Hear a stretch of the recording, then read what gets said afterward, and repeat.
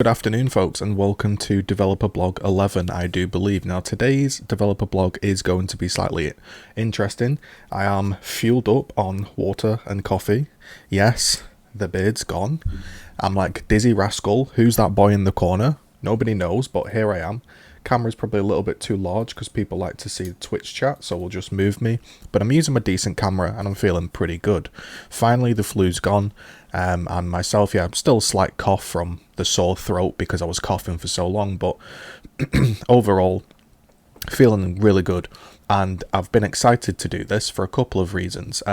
Sometimes when I get a developer blog, I'm thinking, oh, I'm going to have to sit through 2 hours. There's not going to be too much to talk about, but today's very interesting. For those that don't know and saw the title, Cliffy B is interested in joining Gears of War again. And to some people, he might be like the saviour, and to some people, he is like this guy that ruined Gears, and that sounds daft, but yeah, a lot of people during the Gears 2, 3, and slightly towards the end of 1, a lot of people thought that Cliffy B sort of ruined the franchise, and I ended up making a video about that 8 years ago. But you can see here, the reason he has decided to, quote, consult, or the offer to stand, the offer still stands to consult on the Gears franchise, and Mr. Lee Perry's unusual ideas sitting on the cutting room floor. Now, I've followed Lee Perry for a long time, and we've spoke fairly... I used to speak to him over Skype in the Gears 1 days. Gears 2, not so much. There was very little contact between devs and the community in Gears 2. But this is the guy that basically made all the Gears 1 maps, and he had really, really good maps. So this would be an interesting combination for them to come back. But why are they coming back? Well, they're coming back because Rod Ferguson, as you can see here, Rod Ferguson has left the company. And the reason he's left the company is because he wants to work on Diablo 4.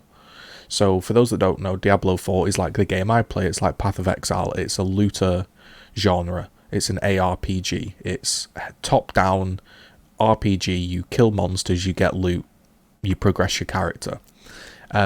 One of the most interesting things about this, and I've said this before, is Rod Ferguson's favourite game is Path of Exile.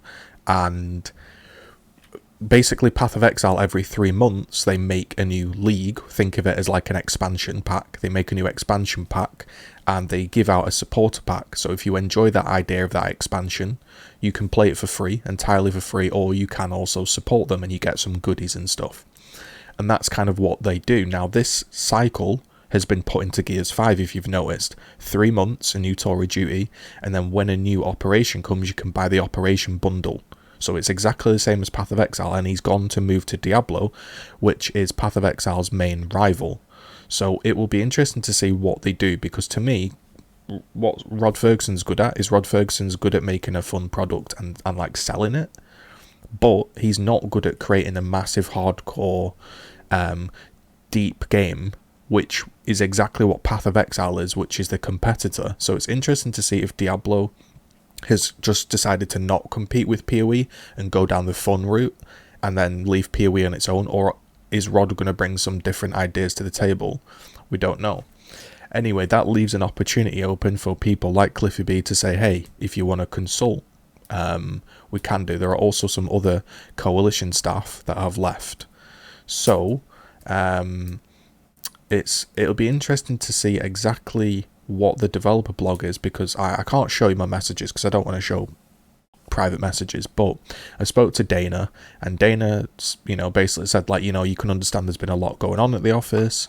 We'll try answer some of your questions. Now, these questions that he said he's going to answer in the developer blog were sent to him about 2 months ago, and a lot of them probably have been answered, and a lot of them have probably been dealt with since then, but at the time they were relevant. So if my questions are a bit non-relevant, I couldn't do anything. They've been busy and they haven't had a chance to answer them. So there's a couple of questions in there for me. We'll stop looking at that kid's face on that stupid picture, and then we'll get into the developer blog. But I just kind of wanted to say that's what's been going on. I made some comments, and I said, me saying, joking, saying, oh, there's a position open, pick me if you want some feedback. I've played the game since 2006. I might not know how to create a game, but if you put something on the table, I can tell you if people will probably like it that play Gears. But you know, I was joking, said maybe it's harsh on Rod. He's been the backbone of Gears since basically Gears 1, and, you know, salute. But I have to be honest with myself and say I didn't like the new direction of Gears, and he obviously was a major part in that. So it's a bit conflicting. Also, I said this could mean everybody thinks, you know, F Gears, it's dead. Lead dev moves on, everyone moves on. Maybe it's basically time to end the franchise, or is it time to get fresh eyes on the franchise? Again, we spoke about Chris Wilson versus the IRPG genre, and we spoke about Ole Gunnar Solskjaer. Let's not get into that one. But the point is, I'm imagining this is going to be an interesting dev blog, just to see what the mood of the studio's like, because we don't know. For all we know, they might have all think, yes, finally Rod's gone, we can do what we want. Or they might think, no, the lead guy's gone, the game's dead. I saw somebody yesterday, they couldn't find any games in Gears 5 or on Gears 4. People have been saying, let's remake Gears 2.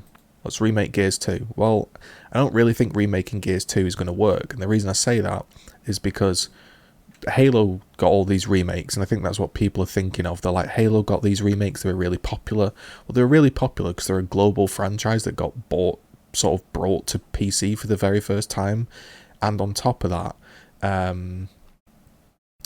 how do I word it? Like, they're really old classic games that they're remaking, and they probably deserve the remake just because of how long ago it's been since people really played them at their peak. Like, Gears 3 doesn't really need a remake, it's not that old. Halo 2 probably does. But the point is that if they generate all this hype for Halo is just building up for Infinite, right? New console, new Xbox, system seller, Halo Infinite. If you rebuilt Gears 2 and 3, what are they hyping it up for? Gears 6? We don't know. So I feel like it'd be a lot of wasted effort, like 4 years of production, 2 years for Gears 2, 2 years for Gears 3, probably to remake the games, probably even more if you wanted them at a crazy new modern standard, just to then go, okay, we've remade these old games, people play them for a few months and then get bored. Realistically, people might think they want to replay Gears 2, but they give it 5 months, they won't be playing it. Horde mode's pretty generic, isn't it? There wasn't anything in Horde, it was just your default fortifications, and that'll probably get old, and then the multiplayer would probably get old. So it's, yeah, I'm not sure remaking a game is the right play at all. But we've rambled for far too long. Let's get into the developer blog, because it's 1 hour 44. As always, I'll chop up all the best bits. If you are enjoying it, you can see above, we reached our content goal for the December period. Now, if you have enjoyed the content from January to February, you can take a look at my channel, see what I made. If you think that content has been worth supporting, you can support me with a link in the description. That just enables me to continue to sit down like this, you know, and put in the time. If you think the January to February content hasn't been worth supporting, that's okay. There's no problem there. I'll try to do better next month, but I don't like to do a Patreon because then you don't know what you're putting stuff towards. With this method, you know, you can look back and go, oh, this is the content that was made. Did I enjoy it? Yes, I'll support it. So it's a bit more clearer. Okay, so I'm going to turn and have a look at my monitor, and let's get into the developer blog. Matt Booty did an interview on Game Industry Biz. Andius can probably throw the link up in the chat for you guys to read. Talks a lot about what's going on, where we're looking about for, where we are with Gears, future plans with Gears. So it's worth a read. Definitely check that out. A couple of questions that I've seen you guys ask about what's going on. So can you click on the Word doc? So as seen in the article, who's replacing Rod? Right now, as indicated, there'll be a search going on for looking for a studio head and stuff. One thing that I want to talk about, though, is because Rod was such a a big force and such a key aspect of Gears. I mean, yeah, he was really our lead. He was the public face of Gears. And what you didn't see is there was a whole bunch of people behind the scenes that play an active role in making sure the game gets made. There are hundreds and hundreds of people that work at the Coalition. So a lot of those, so there was a big there while you were seeing Rod as the face, and not saying he didn't do a lot of work, because he obviously did, but there's a lot of people that he had was delegate work to. There's a lot of stuff that's going on. So we have a strong bench that are going to come in and support the franchise until someone can be brought in. Yeah, obviously you see a lot of Ryan Cleveland online because he's multiplayer, but obviously there's Matt Cersei on the campaign side as well. Yeah, who we had on the stream prior to Christmas, so he is on the campaign side. So. We've got, and then I know a lot of people were asking about what happened with Otto. Otto obviously moved on to greater things, nothing related to this. Otto was just given a great opportunity. And so Otto, his role is being backfilled. We've got a variety of people. There's Mike Rayner, who's who's basically the technical lead at the studio here. So there's lots of people that are in there. So, and then there's a lot of ones you guys wouldn't know or wouldn't hear, and I'm not going to bother saying their names. Yeah. But rest assured, the studio is well positioned, and one person, while important, is not the only person that is responsible for that.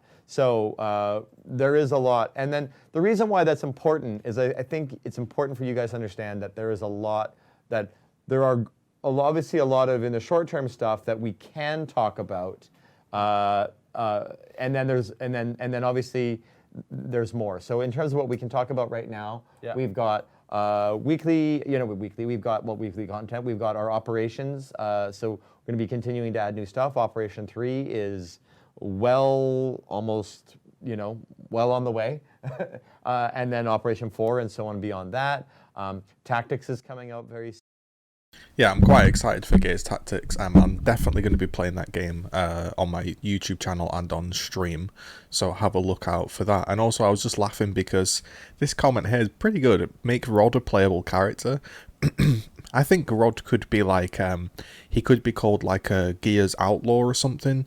You know, like the Stranded, was it, when they went through the towns in Gears 1 and you bumped into that kind of like hobo guy with a shotgun? I think he should definitely be that type of character, like a sort of checkered, if I was imagining him, big ginger beard, red and black checkered shirt with just a big gnasher. I think that would be a great character. So I thought I'd just let that play because that's the studio talking. I can't give any information that the studio can't. What I will say though is, it was kind of interesting to say, oh, does Gears have a future? Yes, it does. It's kind of even crazy that the studio have to come out and say that. And I think that shows kind of where we are. You wouldn't really come out, would you? If, say the League of Legends main guy, he left, they wouldn't come out and say, don't worry, League of Legends still has a future, because everybody knows it does. So it's kind of interesting we're even in that position that people are asking, is Gears finished? So yeah, that's all I really thought about that. Nothing too crazy. The tier change. Right. Yeah. So what's up? Why don't you talk? I've been doing a lot of talking. Liam, what's up? Yeah. I mean, it's pretty simple. So one of the things that has been done is essentially the tier points and where you get placed in a tier based on your tier points. We've kind of streamlined how that works and how you get placed in those categories based on your tier points. So now we've been able to publish like this very clear, like, hey, if you reach this amount of skill points, you're going to end up in this tier. If you end up with this amount of tier points, you end up. I will say, yeah, there are, whether we like it or not, the ranking system is ever so slightly slowly improving. But we all know that every single game these days, and it's one of the main reasons I dislike playing online games, is everything's an esports, everything's competitive, everyone's sweaty, there's no chill, right? Everyone loves to rank up. And I'll just pull up this Halo 2 Bungie. And there is a website still running to this day that explains how the Halo 2 ranking system works. It explains the levels, And it's not just bragging rights, it explains how the game is going to match you. If you're level 1, the maximum match you can get is plus 10 levels. In the middle here, from the 7 to 30 era, it sort of condenses and you can reach 5 to 7. Then it begins to re-expand as it looks for harder players, say a level 35 looking for a 50, or it can look for also a 27. So 27s can play 35s, etc. And it goes on to explain the XP you earn, all in the XP calculator, and it goes on to explain, how the loss factor weighs in. If you're a level 29 and you lose, it's a big factor. If you're level 12, it's not quite as a big factor. And everything in here is fully explained. And this is a post from however many years ago. And still to this day, the Halo 2 ranking system works, and it was probably as well as Halo 3, the biggest indicator that people liked ranking systems. Going for your 50 in Halo 3 was a big thing. And yet here we are, and still it doesn't really work, does it? And I think, for me anyway, it doesn't really matter that it doesn't work. I just want to get in games and just have fun, and I know I'm a better player or I'm a worse player, and if I lose and I win, I can kind of grasp why I won or I lost. For a lot of people, that's not the case. They haven't got 15 years of gears built up in them. It's their very first time in the franchise, and they want to see if they're improving. So when they put that disc in, or they ran that game, and they lost 10,000 points in one evening and got D-ranked 2 tiers, and then the next game they went up a tier, and it was all random, they just thought, whoa, I'm not playing this. There are way better, more refined games that work. And if I'm going to put my time into getting good at a game, I'm not going to put it into one that has a broken ranking system. So I think it's just been an absolute enormous problem that still it doesn't work. It's just a joke at this point. We have to be honest that they either take it out and then just take it out, throw everybody in every kind of matchmaking, or fix it. Whether it's not, bear in No, mind, this it is may not change. final. It may That's what I'm change. saying as it stands today. As it stands in this exact second, February 6th at 3:20 Pacific time, Operation 3 Tour of Duty will contain 3 banners, 6 blood sprays, and 2 marks. Operation 2 was 8 banners, 6 blood sprays, and 5 marks. So, so 3 less marks, 5 less banners, and the same amount of blood sprays. and same number of levels, Yeah. like ranks. Sorry. Yeah. So infer from that what you will. So yeah, do the math. Okay, there we go. Oh, someone asked about will you still lose points for winning games if you win 2-1. Stay tuned. Wait for more ranked updates coming. I have to ask the question, if it's going to take another 6 months to fix, a year, 3 months, 5 months, 7 months, whatever it's going to be, are we going to be playing Gears 5 in 7 months? I think the team's made a mistake in the fact that they should have just scrapped this or fixed it instantly and put every single bit of resources into fixing it, because there's a new console coming out in December, Christmas time, isn't there, in 2020? When the new console comes out, there's going to be some new IPs, some new standalone games. You know, there's going to be new hardware. People will have new PCs and stuff. Are they going to be playing Gears 5 because the ranking system is finally fixed? No. So I think it's a little bit I don't know. I feel like they're missing the point. We're still looking at some of what that may be. And this is one of the ones I struggle about when it comes to content stuff and that. We don't really talk about it too much in advance because of how things may change. Yeah. So what I can say is we have heard your guys' feedback around that. We have passed along the team, and there is dialogue going on right now. I think to build from that as well, like something that we've talked about a lot is that we said when it comes to Tor, which is obviously separate to characters, when it comes to Tor, we would slowly kind of keep adjusting your feedback as we could roll out features. Yeah. And going into Op 3, I think you'll see more along the lines of kind of like embracing the way you want to play a little bit more, at least with Tor. And, you know, who knows what that could mean for characters in the future, but at least in Tor, you'll see that kind of response. Yeah. We are listening, and it's just some things take some time to iterate and develop. And I will say this much is true for somebody that talks about the XP. There may or may not be a free boost weekend coming up soon that you guys could take advantage of to help earn that XP. Yeah. Again, it's very difficult for them to answer questions, and I understand why it gets frustrating for everyone involved. They can't really answer the question, because if they put out a statement and say, we've removed the 60,000 XP And then it turns out that later down the line, someone at Microsoft or someone in the studio says, yo, that's way too easy. People aren't going to buy the character if the grind's easy. We need to make the grind slightly more difficult. Now, I'm not saying that's what goes on, but I'm saying theoretically or hypothetically. If they've released that information, then people go, oh, you're going back on your word. So they can't really say anything to help ease the sort of buzz and the noise, right? But at the same time, they then say something like, oh, but there may be a free double XP coming, or whatever, a free boost. But that is the same issue. This is where I feel like they're missing the point. The question was, it's too annoying to grind 60,000 XP and all of these challenges that force me into a different game mode. And kind of the response was, we'll have a look at it, and don't worry, there's a boost coming. But that boost also has the same problem. The boost doesn't stay. If you log in, you don't keep that boost. It's just there for the weekend, or it starts ticking down. It's not 2 days. It's not 24 hours. It's not 48 hours of boost. It's the 2 days. The game says your boost is active to when it ends. And if you're not playing in that time period, the boost is gone. So it has the same issue. It forces you to play on a certain day.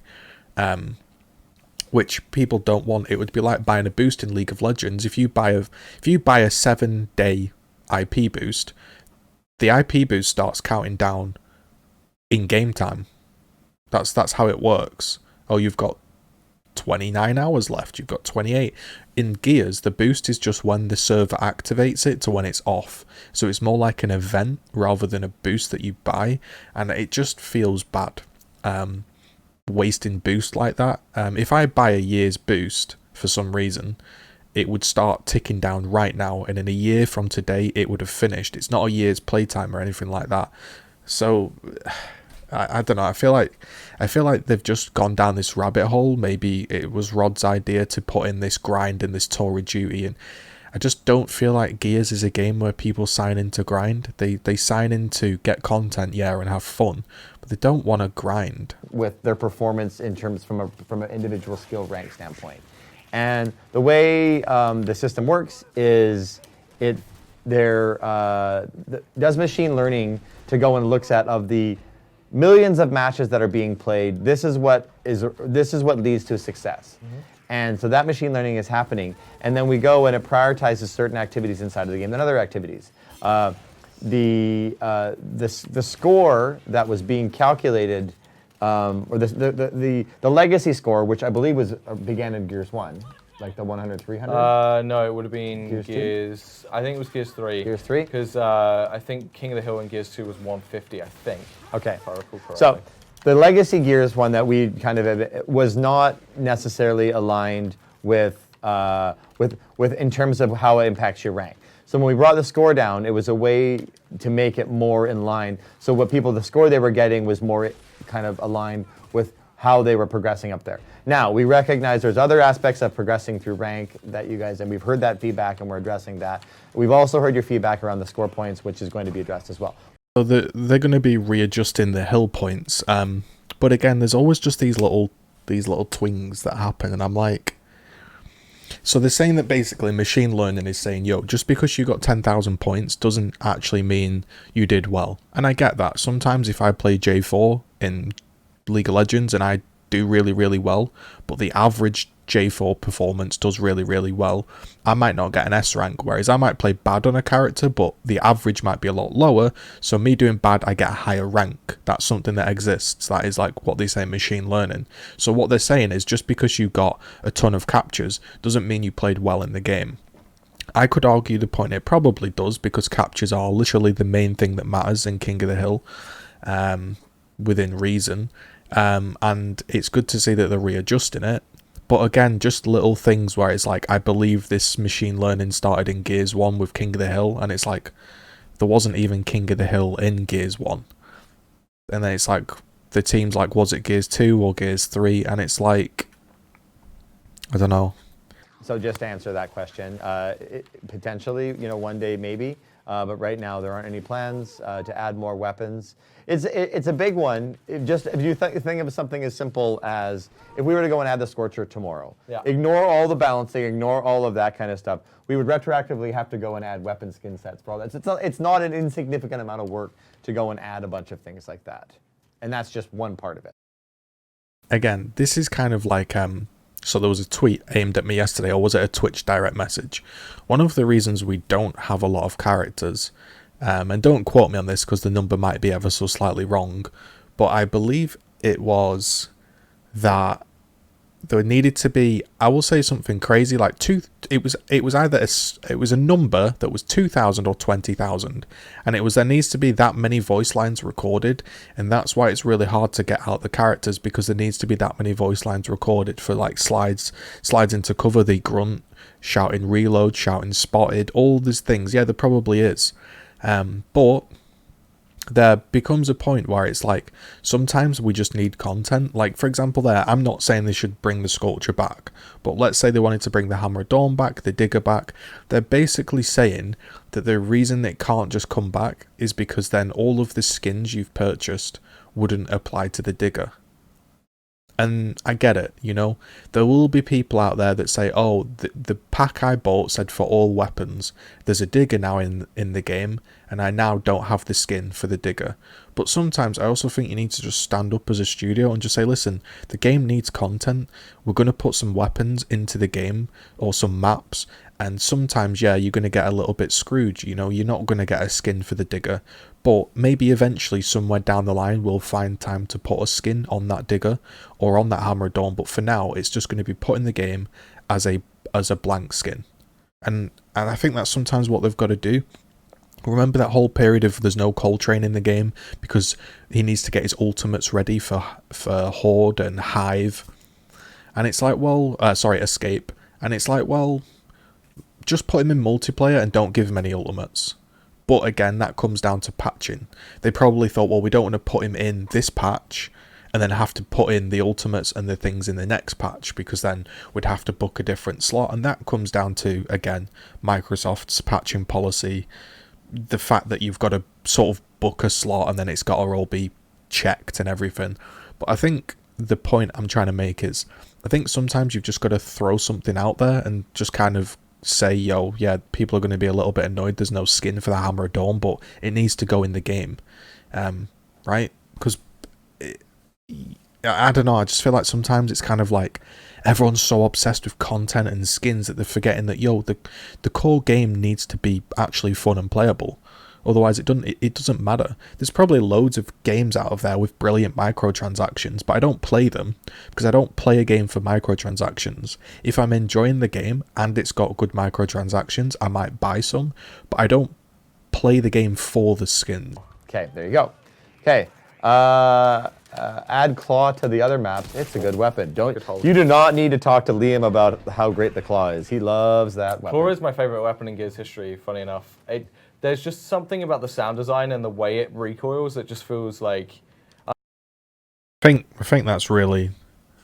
That kind of sums up, doesn't it? The problem, really. His favourite weapon in the franchise is the Claw. Of all of the guns, the Hammer of Dawn spotting in Gears 1 and game battles matches, the pop shot snipers, the across the map boom shots, the taunt bow headshots in Gears 2. The Claw?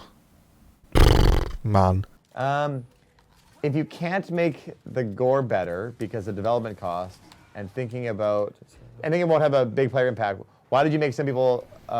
this is a weird question. Before he answers, I don't think that's a weird question.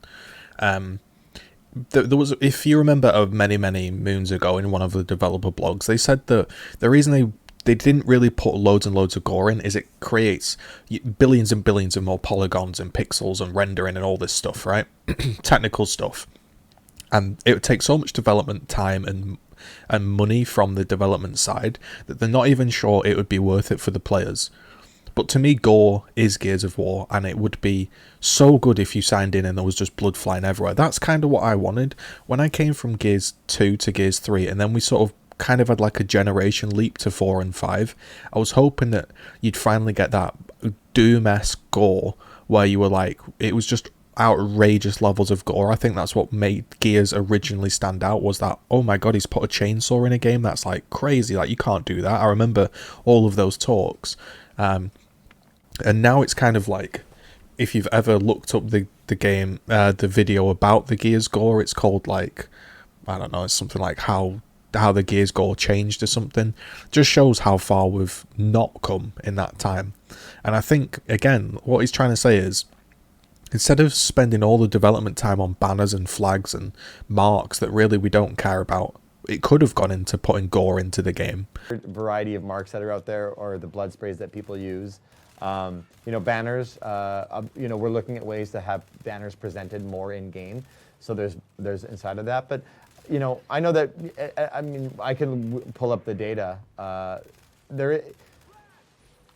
If it was only people using one type of banner and one blood spray and one mark, then it would be a bit different. But there's lots of different stuff inside of that. Yeah, also the development cost on creating gore models and having a gore system with all those intricacies, it's a huge, that's a feature versus everything else is just content. But that's kind of what we're saying. We're saying before the game was even brought into creation, somebody made the decision, don't put gore in as a feature. Instead, put your time into the banners. And yeah, people are using different banners, but just because I've got a different banner to player B, I'm not really excited that I'm using the banner. I'm just equipping it because I'm thinking, hey, it's there, I'll use that. I'm not getting excited as the same way I would do if, like, when you shotgun bodied somebody, instead of them just blowing up into gore, imagine you shotgun somebody and you just shotted them and it just left a round Nasher hole in the guy's stomach. He died, and then he, like, around the hole, he then, like, dissipated, and then you were like, well, I actually just straight took out that guy's stomach with that shotgun. Like, that's something you'd remember. I don't think to myself, oh wow, I've got that new banner. Maybe some do, maybe I'm just different, but I don't think like that. My question for the dev team is... Oh, that guy looks like a swarm from my small monitor. Sorry. Why do you apply updates to the game without checking they break the game further? It happens every time you touch anything. So... I mean, we do. We do test There's it. a reason I put this question. That's just a stupid question. I don't even know why that question's included. Obviously, they check for updates, and obviously bugs happen. I'm just going to skip that question. I don't even know why that was included. Question in. PE team. A lot of the content in there, so we've been talking about this recently. Yeah. Something I wish we were doing more of, and we're going to try and do more of, is talk more about PvE. There's actually a lot of work going on in PvE. So our PvE team, firstly, are responsible for making all the characters and abilities and stuff that goes with them. So obviously they're pretty constantly busy with that. But one of the things we've been making more time for is to kind of address key issues and feedback around PvE. And there's a whole bunch of fundamental work going in that hopefully you'll hear about more soon. It's a big kind of focus for us right now, especially, is to go and look at the PvE meta and kind of address some of the imbalances and some of the things that maybe aren't so great and everything. So we will do more to talk about it soon. It's just, it's one of those things where the team have been chugging away at it, but we haven't done a good job at kind of bringing you in on the progress of it, and it's something we want to do better at, for sure. So I've included that question because people often tell me, why don't you talk about PvE? And you've kind of got your answer there. The team are working on PvE, but they haven't done a good job of communicating what they're actually working on. So if they're saying they haven't done a good job of bringing you in, I can't do a good job of bringing you in, because I can only repeat what they're saying basically and give my little spin on it. What I will say though is, again, we've gone down this alleyway of Gears is no longer just PvP, it's PvE. And then you're entering into a market where you compete with PvE games. And PvE games need good balance, and PvE games need a non-stale meta. And if you're playing Escape, or you're playing Horde and all of this, it needs to be updated like its own sort of living thing. You probably need an Escape team. You probably need a full Horde team, because they're their own game modes with their own metas and their own life cycles and their own content and their own communities. There are Escape players, there are Horde players, there are PvP players, there are campaign players. And as we get more and more different types of communities in the game, I think they do have to look at what game they want, because if they want it to all be about escape and horde, you're going to have to treat those players properly to a balanced meta. But at the moment it feels kind of like there's a skin, there's an ultimate, go and play escape, rather than truly balancing it for a PvE experience. So it's very interesting to see them say that they think they haven't done a good job enough, because they recognise it. It's for an hour, 20-minute intro, 30-40 minutes watching it. And honestly, it's very baffling, these developer blogs, because they started out saying that they're going to answer questions, and they are. So far I've had one of mine answered, which is great. I sent like 50 in, so they're obviously not going to read all 50. But, you know, there's questions from chat and all that flying in, but I feel like every answer has just been, yeah, we hear you, and we're working on it. And I feel like it's slightly disrespectful for me to say that, because I understand that obviously there's limitations of what they can say. You know, they're not obviously saying we'll pass it on to the team, but at the same time they kind of are. If I was to write down a list of every piece of new information I've gleaned in the past hour, the only thing I could say, honestly, is there is going to be less banners in the new Tour of Duty, and the hill point score is going to be changed, and they're working on improving the overall game. That's kind of it. A lot of these questions, and it's no fault of the team, it's more of a fault of the questions that are getting picked or answered, is when somebody asks a question, why don't you fix the game? Why don't you check the game for balance issues? We all know they do that, but when you have a scale of, say, if 10 people play a game of Gears and they play every week for 2 weeks, they might get 200 games of Gears of War. If 100,000 people play Gears of War, there's obviously going to be more than 200 games of Gears played, so they can't test it to the same level. And I feel like a lot of the questions are just like, they don't even need to be answered. It's just, yeah, the only reason I'm continuing, normally I'd stop it here and be like, man, they're just same old, is I'm intrigued to see if they answer any of my questions. Of it that I'm definitely looking forward to seeing where they're going, and I don't think maybe are quite there for me as personally yet. But generally, I feel like it's a move in the right direction as a individual. But there's things like the strafing, etc., that I really like, and I like that like something that we've always wanted to see for a long time is that kind of making people being able to dupe shots and make them miss. But then there's things like other aspects of it that I'm not as keen on, and so I'm looking forward to where it's going. I think we're going to hopefully have a movement blog that's going to give you a clear indication of what the end goal is, and I'm excited by the end goal. Yeah. But yeah, I'm that answer kind of sums up the developer blog, and it's getting, I'm going to say tedious, but it is tedious. It gets tedious to listen to, because somebody asked about the movement and they can't give a single answer. They can't say, yeah, we've updated the poke range and we've lowered the gib range. We know that, that's factual, that's been put out.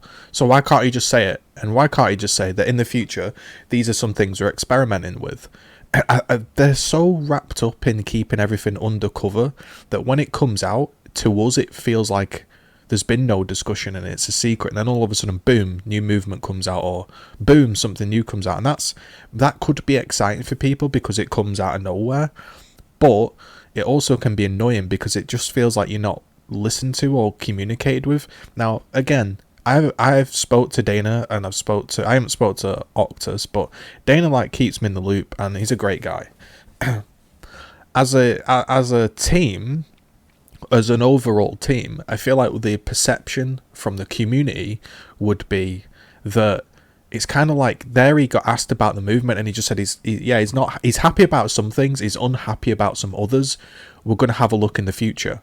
That is kind of every single question and answer on every dev blog, and I can understand why people get frustrated by it, because really that question there didn't need to be asked and answered if that's the way it's going to be answered. Does that make sense? If somebody asked me, what do you think of the new Puma shoe review you did, and I said, I can't say anything, but there are some things I like and some things I don't like. Let's see in the future. I am answering your question, but I'm also not. I think one of the greatest pieces of deving I've seen is Path of Exile. They're so clear in their aspirations and goals, sometimes almost to a fault, sometimes they're too open. And I think that level of clarity is so good, and sometimes I feel like the community will be getting annoyed by answers that are just kind of like this. If you can't answer it, here's how I would run the dev blog. If you can't give an answer with proper factual information that's going to change how we perceive things, just don't answer it. Meaning, if you can't tell us some specifics about the new movement changes you've got planned, just don't even answer the question. It's pointless.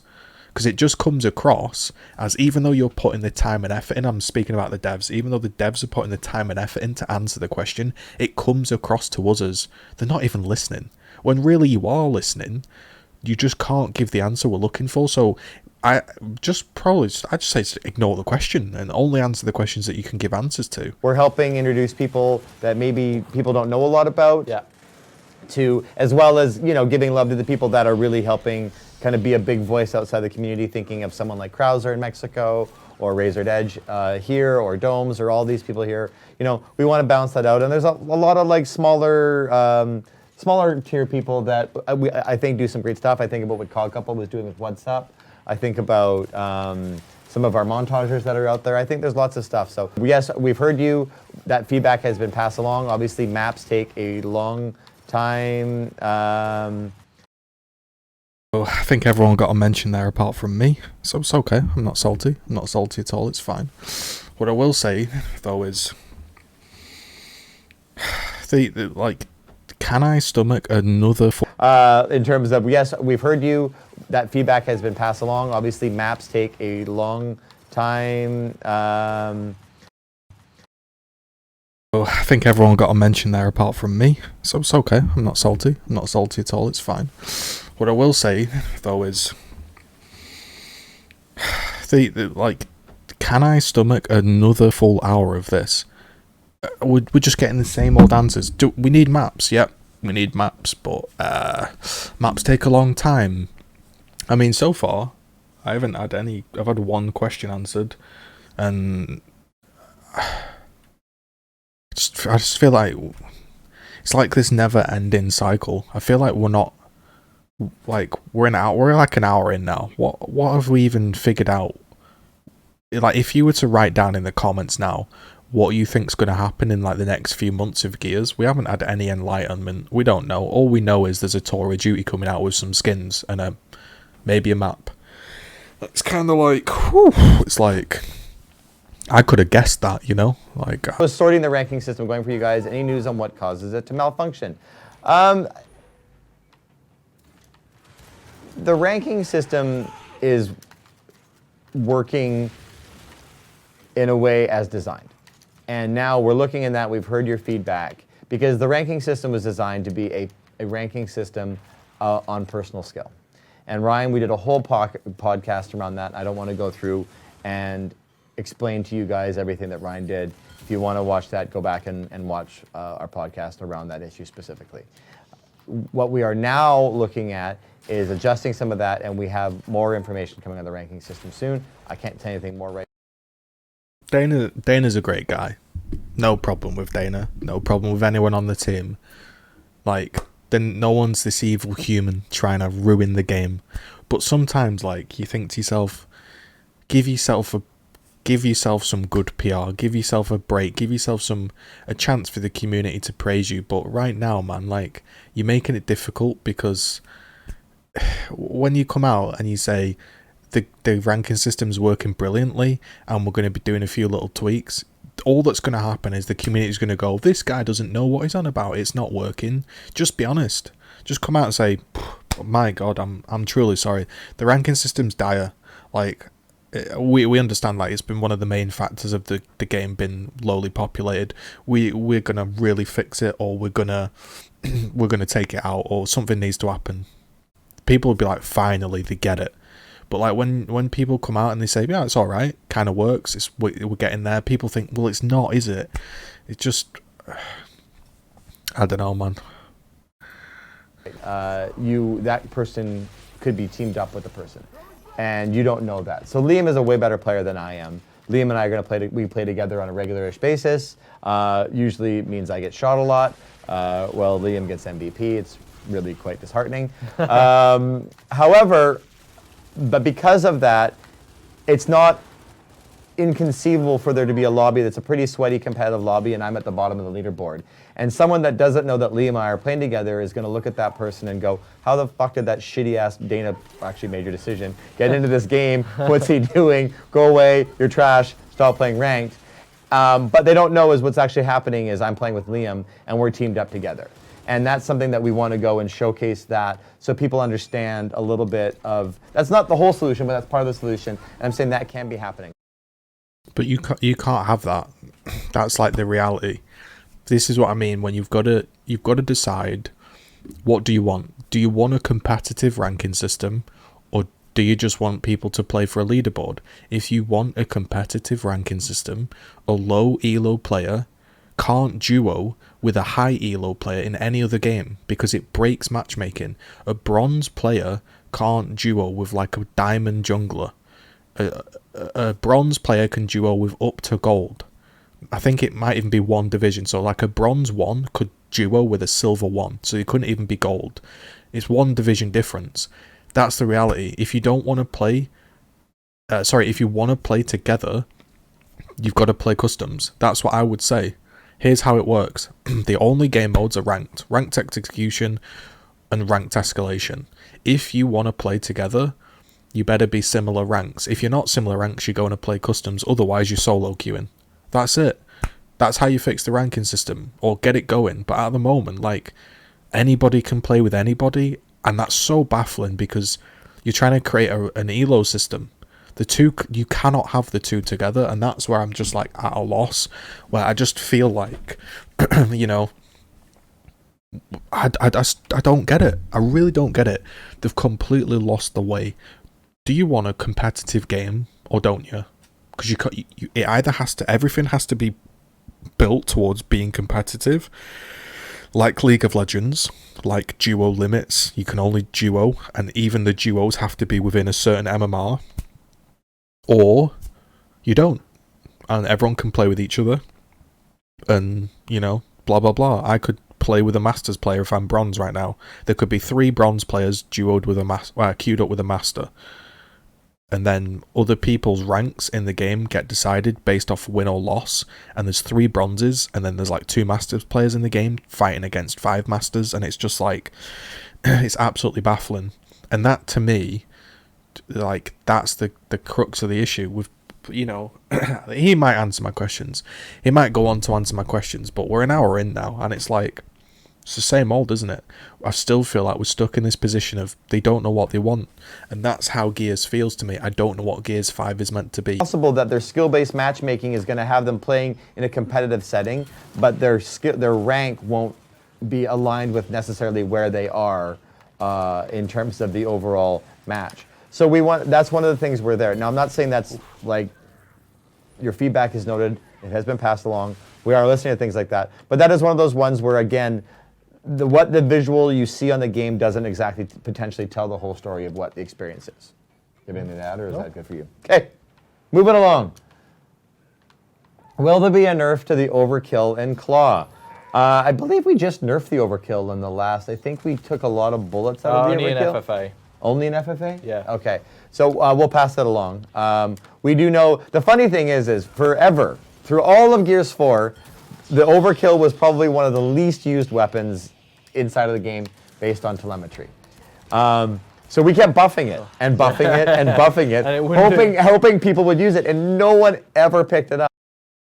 There we have it. That is literally every modern game developer. What they've got is they've got these statistics, and the statistics tell them, hey, this gun isn't used, therefore it must be weak. Therefore, we buff it and we buff it and we buff it until it becomes a problem or it becomes used. And the issue you get with that is sometimes what the stats and the figures and everything and the telemetry doesn't show you is maybe, just maybe, people don't want to use a fucking overkill. The reason we don't want to use an overkill is it cheapens combat, and getting a kill with an overkill just doesn't feel satisfying. That's the reality. I'd rather get 1 Nasher kill than 2 overkill kills, right? That's what the stats don't show you. So if you buff the overkill to a certain level where it's now like a must pick up gun, it also does stuff to the game where people are getting a lot of kills with it, but they're also not enjoying it. People aren't enjoying getting the kills, people aren't enjoying getting killed by it, and that's when it becomes a problem. Take an example, say Akalai. Akalai's kit in League of Legends is so strong and so oppressive that when she's good, nobody likes the game, and when she's bad, all of the people that like that playstyle are like, I can't do that playstyle anymore. There needs to be a point as a developer and a team where you go, yo, we understand the overkill's weak. Pick it up if you want to use it, slightly hinder yourself, and it's a little bit weaker, but if you want to get a kill with it, you can get a kill with it. Kind of like the hammer burst in Gears 1. It wasn't a strong gun. No, you only really picked it up maybe on host, and even then that was kind of a troll. But if you did want to get a kill with the hammer burst for some reason in Warzone, you could. But not every gun has to be equal in power. The idea that having everything equal in power makes an even balanced game is not true. If the Lancer is as good as a boom shot, it's not true. It's not balanced. If the Boltok's as good as a snipe, if more people pick up the sniper than the Boltok, now does that mean the Boltok's weak? The telemetry would say, oh yeah, no one picks up the Boltok, let's buff it. Let's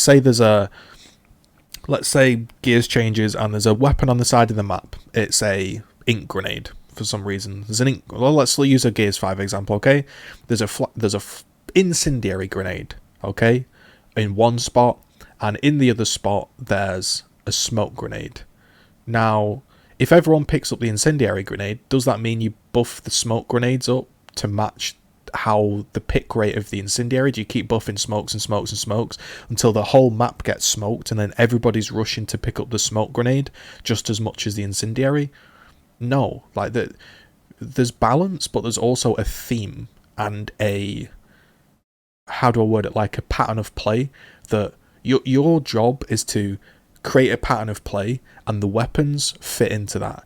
The weapons don't all have the same power. It's really hard for me to explain, but like if you wanted the game to all be rifles, then you wouldn't say to people, like let's say you're a developer and you wanted Gears to only be rifles, and you were looking at the telemetry and you were like people are still using the shotgun. You would keep buffing the rifles and rifles and rifles until the shotgun was just useless, right?